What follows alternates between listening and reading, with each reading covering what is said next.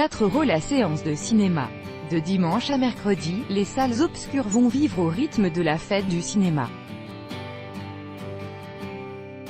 Un événement attendu par des centaines de milliers de spectateurs qui peuvent voir un maximum de films à l'affiche sans se ruiner.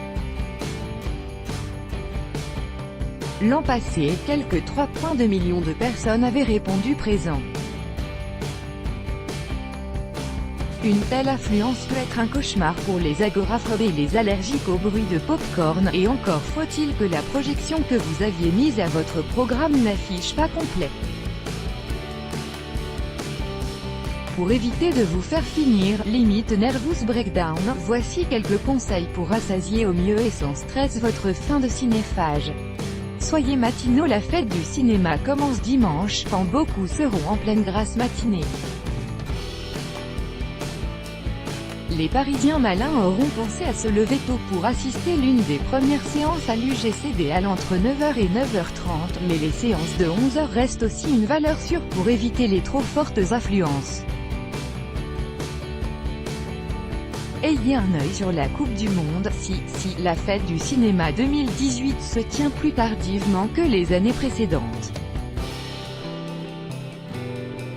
La Fédération nationale des cinémas français, FNCF, qui chapeaute l'événement, en a décidé ainsi pour tenir compte du début des vacances scolaires et afin de ne pas coïncider avec le début du mondial de football.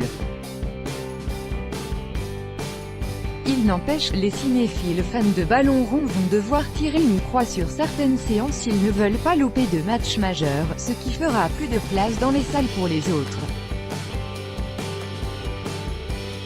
De dimanche à mardi, 6 rencontres des huitièmes de finale sont au menu. Notamment le prometteur Brésil-Mexique lundi à 16 h, ou l'intrigant Espagne-Russie dimanche à 16 h, qui pour beaucoup représente une perspective plus séduisante que Budapest, et ils ont raison, ou un couteau dans le cœur, et ils ont tort. Signalons qu'il y aura aussi un match chaque soir à 20 h, mais ne comptez cependant pas trop sur le Suède-Suisse mardi, 16 h, pour détourner les foot des grands écrans.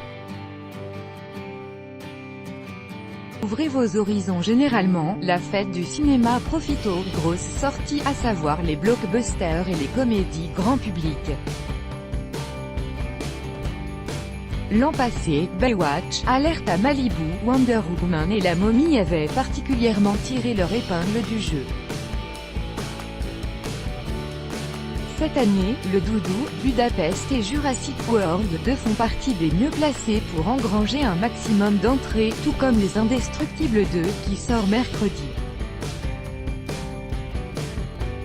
Plutôt que de jouer les moutons et d'aller voir ce que vous pourrez bien assez vite regarder distraitement sur TF1, profitez de l'occasion pour donner une chance aux films qui ne passeront pas à la télé en prime time.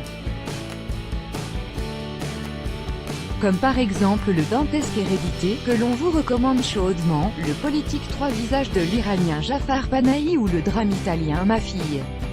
Ne négligez pas non plus les reprises, voire 2001, Odyssée de l'espace de Stanley Kubrick ou Suspiria de Dario Argento sur écran géant, c'est la promesse d'en prendre plein la vue. Et en cas de déception, vous n'aurez perdu que 4 €, semblable déconvenu peut aussi vous arriver avec Le Doudou. Déserter les salles, oui, c'est paradoxal, mais la fête du cinéma peut aussi se vivre à l'extérieur. Dimanche par exemple, des chasses au trésor cinéphiles, avec des niveaux, familles ou experts, sont organisées à Bordeaux, Marseille et Rennes. Le même jour, les visiteurs sera projeté sur les Champs-Élysées à Paris, mais ne comptez pas y assister si vous n'avez pas pris part au vote en ligne pour choisir le film projeté. La folie des grandeurs et la gloire de mon père étaient aussi en lice. Les tickets gratuits sont attribués par tirage parmi ceux qui ont apporté leur suffrage. Tout le monde en revanche pourra accéder gratuitement à la ciné-brocante Pont de Solferino à Paris afin d'y chiner la perle rare parmi une foule d'objets liés au 7e art.